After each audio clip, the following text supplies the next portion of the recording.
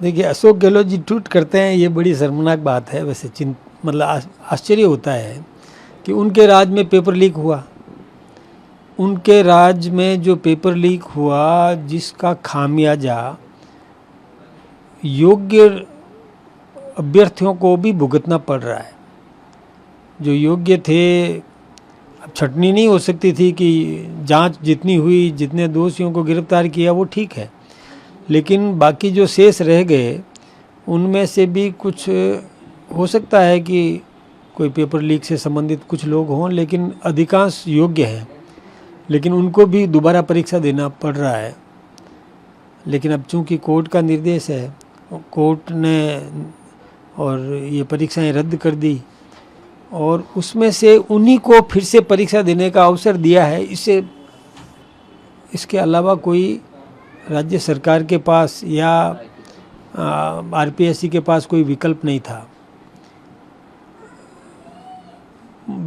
RPSC उसका अलग अलग चयन नहीं कर सकती, सेलेक्ट नहीं कर सकती कि कौन दोषी था और कौन निर्दोष था, वो जांच के अधीन होता है। लेकिन उन्हीं को फिर से परीक्षा में बिठाना, ये एक मजबूरी थी। ये बात सही है कि उन लोगों का अभ्यास टूट गया जो पहले निरंतर पढ़ाई करते थे और उसमें जो परीक्षा होती है, और एक जो नौकरी पे लग गए, थोड़ा अभ्यास टूट जाता है तो थोड़ा फर्क तो पड़ता ही है।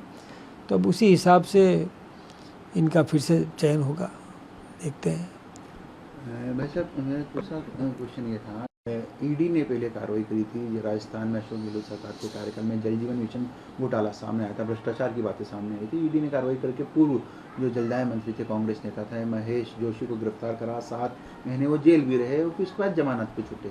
हाल ही में सुबह तड़के एसीबी ने उनके घर में दबिश दी, उनको गिरफ्तार किया। उसको लेकर राजनीतिक उबाल है। अशोक गहलोत उसके ऊपर, राज्य सरकार के ऊपर आरोप लगा रहे, खुद महेश जोशी कह रहे हैं कि जानबूझकर उनको प्रताड़ित किया जा रहा है, क्योंकि वो जमानत पे थे, तमाम चीज़ें उन्होंने सामने रख दी है। देखिए, ये जांच में जो चल रहा है उस पर कोई प्रतिक्रिया देना नहीं चाहिए गहलोत साहब को भी, और न मुझे। मेरा तो यही कहना है कि दूध का दूध और पानी का पानी होना चाहिए। जो जांच में सामने आएगा, दोषी दंडित होगा और निर्दोष बचेगा, ये सारी स्थिति आएगी। गबन तो हुआ है, ये बात सही है कि हम जहाँ कहीं भी आज भी जाते हैं तो वहाँ पानी की शिकायत लोग करते हैं कि टंकी बनी हुई है, पानी नहीं है, पानी पहुँच नहीं पा रहा है, पाइपलाइंस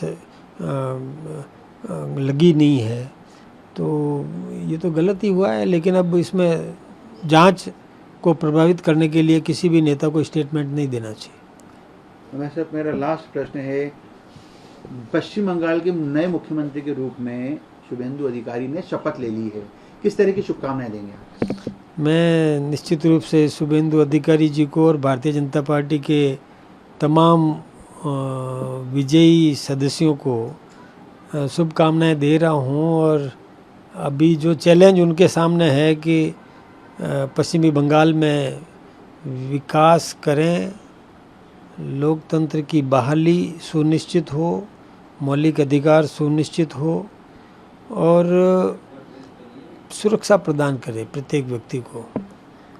जहाँ जिस प्रकार से गुंडा राज चल रहा था उसका खात्मा हुआ है और अब सही तरीके से शासन चले, सुशासन स्थापित करे, ये अपेक्षा है मुझसे।